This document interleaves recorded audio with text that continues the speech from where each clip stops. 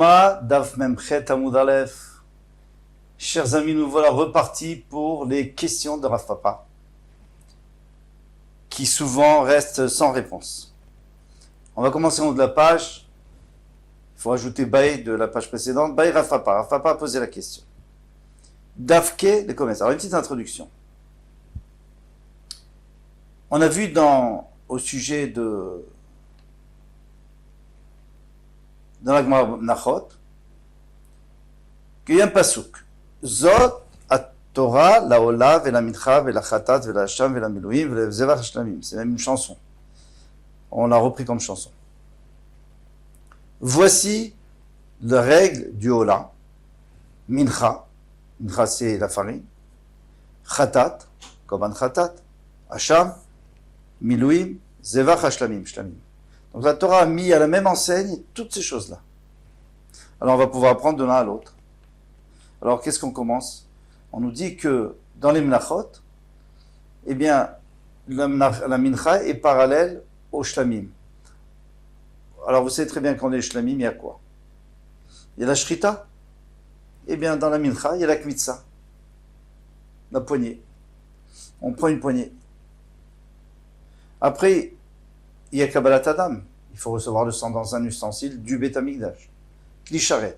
Alors la même chose, on prend ce kometz et on le met dans un keli, dans un ustensile du Beth Amikdash. Après, il y a le lachat Adam. Il faut apporter le dam. Ici aussi, il faut apporter le kometz pour aller sur le misber. Et après, il y a la faire brûler. Eh bien, c'est la même chose, on fait brûler le kometz. Donc, c'est vraiment parallèle. Maintenant, on sait que pour la Kabbalat Adam, on est obligé de mettre dans un keli. Puisqu'il y a écrit Vayasem Beagnot. Il doit le mettre dans un keli. Alors, moi, je comprends que le kometz, il faut aussi le mettre dans un keli charrette. Parfait. Là-dessus, il n'y a pas de question. On peut commencer. Baïra Fapa. Davke, les kometz, bedofane, des manas. Au lieu de le mettre au fond d'un ustensile, il a collé sur la paroi intérieure.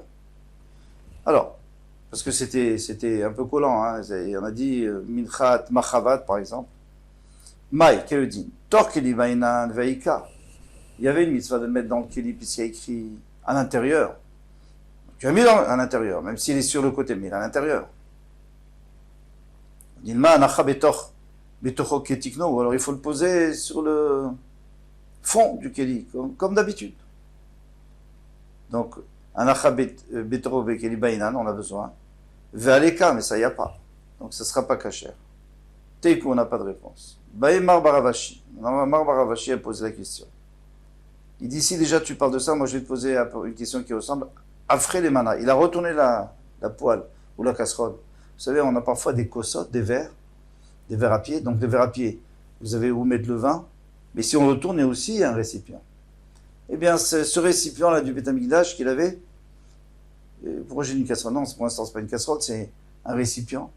Il a mis le kometz dans le récipient, mais il a d'abord retourné le récipient, et à l'extérieur donc du récipient à l'envers, il y avait aussi un petit creux, il l'a mis dedans. Les dafke, les kometz, beharité, des manas. Donc il a collé, mais il faut pas comprendre comme ça, parce qu'il n'y a pas besoin de le coller, puisqu'il l'a mis au fond. Parce que le creux n'est pas très profond, on ne peut pas mettre sur le bord. Alors Chazonish nous dit, comme au début on avait posé la question s'il avait collé, alors on a utilisé le même terme, ça veut dire qu'il a posé au fond. Maouk et le din. Qu'est-ce qu'il faut? Il faut être à l'intérieur, il est à l'intérieur. Vaïka.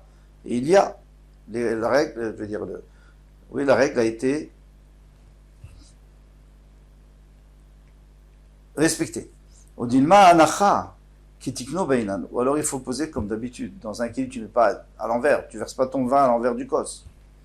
Veleka, ça y a pas.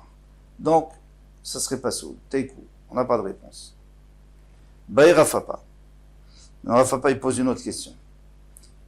Melochofnav, Sheamrou.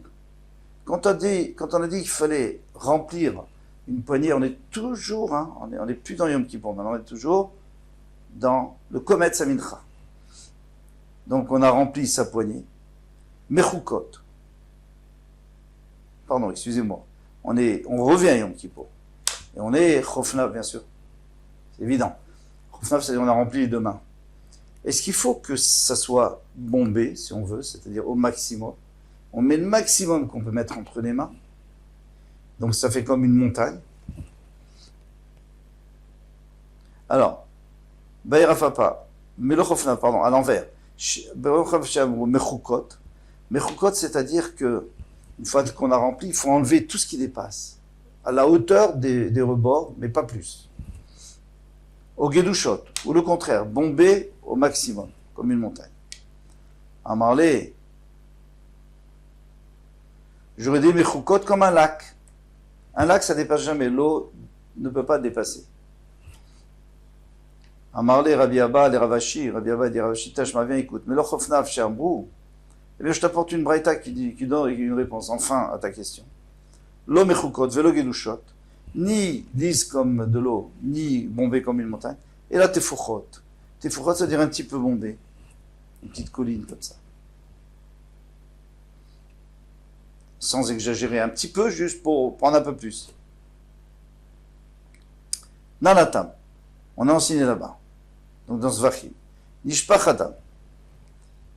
Voilà, on a fait la shrita on revient maintenant on parle d'un korban, et il faut récupérer le sang. On a dit que ça ressemble, puisqu'on a appris du même pasouk, mincha, ola et shlamim. Alors, nishpach adam al-ritzma, il s'est renversé sur le sol, versfo, il a récupéré dans un keli charret, dans un ustensile bétamidash, pasouk. Pourquoi? Parce qu'il y a écrit qu'il faut mettre on va apporter des preuves, qu'il faut que ça aille directement dans un keli. Mina Keli à la Ritzpa. Mais s'il a rempli le Keli et puis ça a débordé, et après il le récupère, Veasfo, il a récupéré Kacher. Pourquoi? Parce qu'il était déjà dans un Keli. Mina Nemile, d'où c'est-on?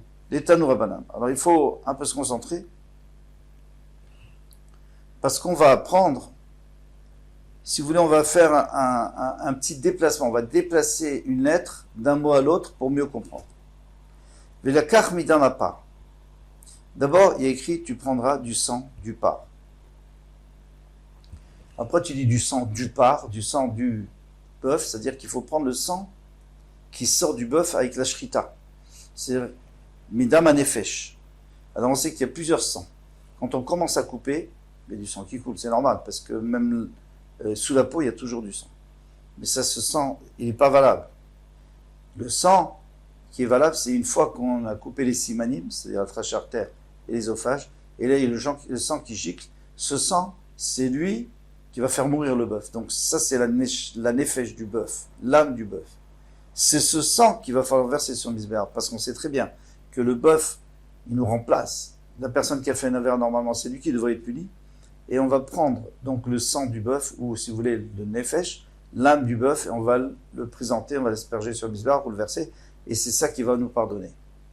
Alors, ça doit être le sang de la neshama, ou du nefesh. Velo midamaor, mais pas le sang qui vient sous la peau, velo midamatamtsi, ni le sang qui vient après, parce qu'une fois que ça a fini de gicler, toujours un peu de sang qui continue à couler, mais il est déjà mort. Donc c'est pas ce sang qu'on veut. Donc d'où on apprend ça? Parce qu'il y a écrit midam à part. Alors, je vous donne déjà un élément pour comprendre la suite. C'est que normalement, on n'aurait pas dû dire midam à part. Il fallait dire dam, mais à part. C'est comme ça qu'on veut apprendre, et c'est comme ça qu'on va apprendre. Mais pourquoi la Torah nous a dit midam à part? Parce qu'elle veut d'abord que tu comprennes que c'est le sang du nefesh. Mais ce même, on va le déplacer, vous allez voir tout de suite.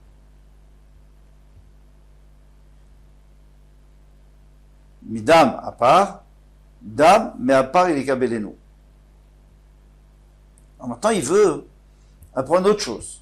Alors il va dire, midam à part, on va prendre le même de dam, midam, on va le mettre avant part, on va dire dam, mais à part. Le sang du part. Dam, mais à part et kabeleno, c'est-à-dire qu'il faut le réceptionner directement du part, et si ça tombe par terre, on le ramasse, c'est pas bon, il faut réceptionner dans le charret directement du part.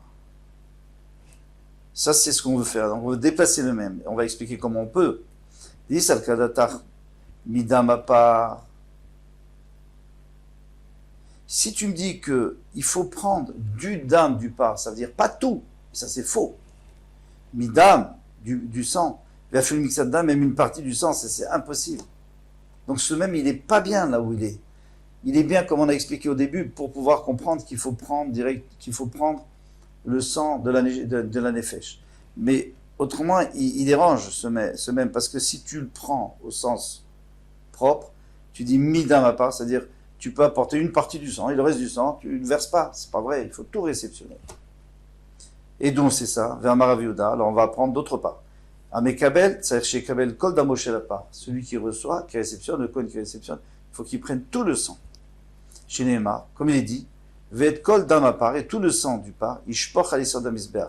Il devra verser sur le socle du Misbeach. Alors, ici, il y a encore autre chose à comprendre, c'est qu'en réalité, c'est pas tout le sang qu'on verse, puisqu'on a déjà versé une partie du sang sur les coins du Misbeach. Après, le reste, on le met sur les... Alors, pourquoi on te dit Kol?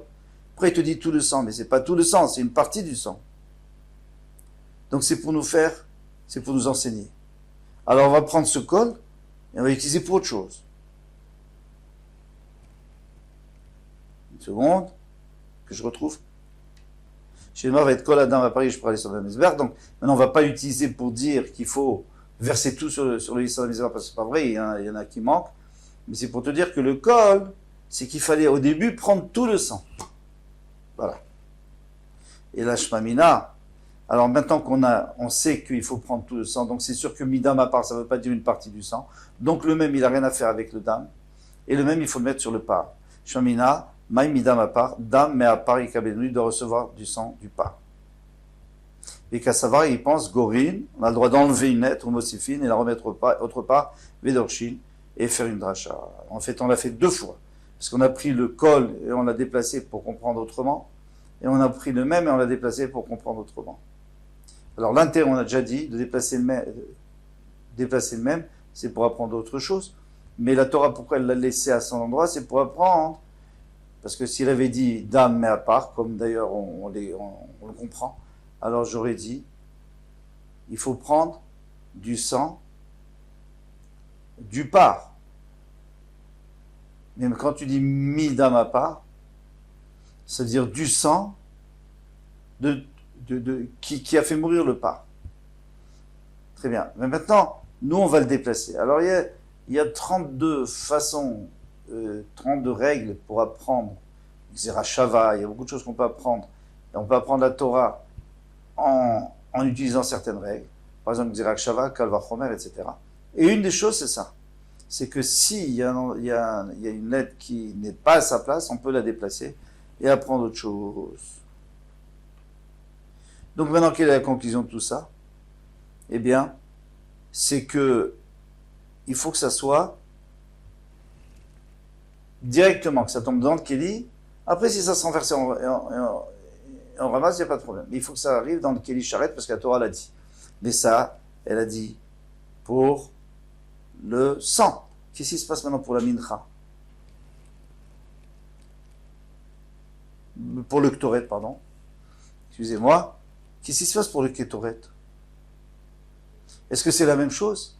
Nitpazer à Ketoret.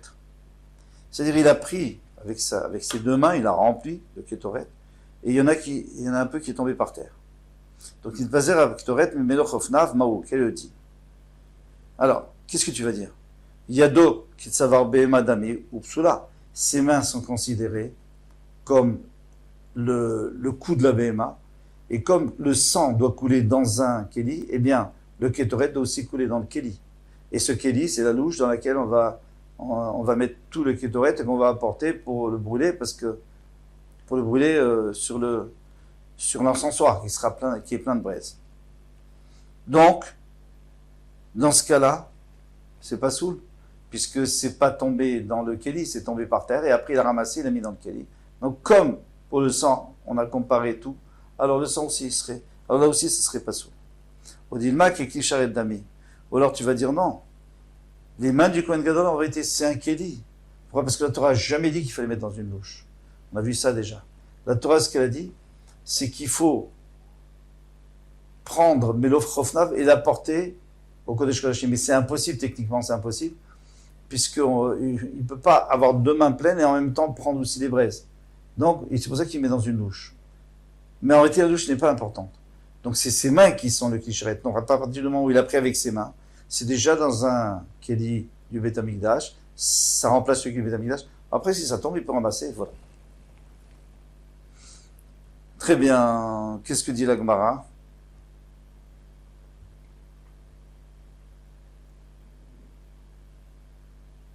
Teikou. Pas de réponse. Bae Rav Fapa. Rav Fapa posait la question. Chishev bechafina tketoret.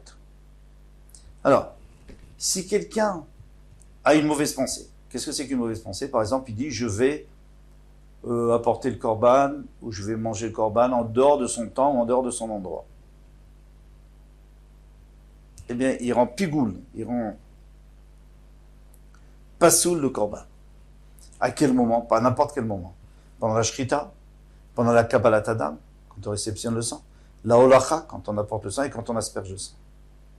Pendant ces 4 moments cruciaux, après, une fois qu'il a versé le sang, c'est fini. Il peut penser ce qu'il veut. Maintenant, ici, qu'est-ce qui va se passer pour la chafina? Il est en train de récolter, comme on avait dit, dans ses mains, pour remplir ses mains de kétoret. Et à ce moment-là, ça remplace quoi, ça?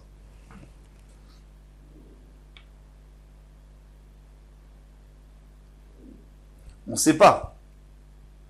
Parce qu'en vérité, quand on a vu le pasouk, vous vous rappelez Zot, Torah, Laola, Mincha, Khatat, Hacham, Milouim, Zevach Hashlamim. On ne parle pas de Khafina, on ne parle pas de Ktoret. Alors, il va falloir apprendre de l'un d'eux, de Mincha en l'occurrence. Alors, dans Mincha, on est quand même d'accord que celui qui fait le Kometz, c'est celui qui fait la Shrita. Donc le Kometz du Mincha, c'est l'équivalent de la Shrita du Shlamim. Alors peut-être que la Khafina du Ktoret, elle va être l'équivalent aussi. Pourquoi? Parce qu'il y a une Zerachava. Mao. Alors, encore une fois, Chishev et Khafina Ktoret. Quand il est en train de récolter et remplir ses mains, il dit je vais apporter ça demain, pas aujourd'hui. Aujourd'hui c'est Yom Kippour, mais demain et ça vaut plus rien. Donc Mao, est-ce qu'il a rendu pas sous tout le Ktoret? Miamrinan Yalif Melo Melo Mincha. On peut apprendre une Zerachava de Mincha. On a déjà fait cette Zerachava. On disait que de la même manière que le Korban Mincha, eh bien, le Kometz, on doit le faire avec la main, et pas avec une cuillère, et pas avec une louche qui contient exactement la même chose que notre main, qu'on a évaluée. Ça marche pas. Il faut prendre avec les mains. Eh bien, la Khafina aussi, le Kétoret aussi, il faut prendre avec les mains. Donc, on a déjà comparé pour ces choses-là. Mais est-ce qu'on compare aussi pour les autres choses? Ça, c'est le problème. Pourquoi? Parce que c'est pas la même chose. La mincha, le kometz, c'est kadosh en soi-même, le kétoret, c'est pas kadosh pour l'instant. C'est pas kedushat hagouf. Kedushat hagouf, c'est-à-dire, c'est pas comme un korban pour l'instant. Il y a une doucha, bien sûr, puisque ça a été payé avec l'argent du Hekdesh, mais c'est pas une kedushat hagouf. C'est pas, le corps n'est pas en lui-même kadosh. Alors on va expliquer tout ça. Melo melo mincha. Mata me'aniaba marshava. De la même manière que là-bas, la marchava, la pensée, c'est elle qui va agir. Si elle est bonne, tant mieux. Si elle est mauvaise, dans Kometz, eh bien, tant pis. Achanami me'aniaba marshava. Alors ici aussi, ça risque de la rendre pasoul. Olo, ou pas. Là, c'est les deux possibilités.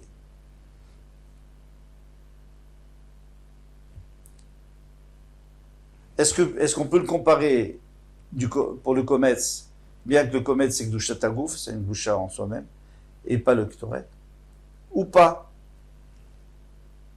Toi tu veux le comparer parce qu'il y a écrit Melo Melo, il y a le même mot, donc on peut comparer aussi pour ça. Ou peut-être tu vas me dire non, on peut comparer que pour ce qu'on avait dit avant-hier, pour la louche. Prendre avec une louche et pas avec les mains. Amalé Rafshimi Barashi. Rafshimi Barashi a dit à Rafapa, Tashma, viens écoute. Aussi Rabbi Akiva. Rabbi Akiva a rajouté.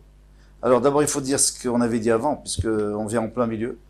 Et qu'est-ce qu'on avait dit avant? Et Id, il a témoigné Rabbi Shimon ben Betera, chez Efer Achatat, donc la cendre de la paradoma, à Keli Mitzarfo. Le Keli va associer toute tous les grains de cendre, toutes les particules de sang. Parce que moi, je touche une partie de la cendre. Je ne rends pas tamer tout, parce que cette partie, elle va rendre tamer la suite, mais et après, combien de fois ça va rendre tamer? Chaque grain, il va rendre tamer, mais après, c'est fini.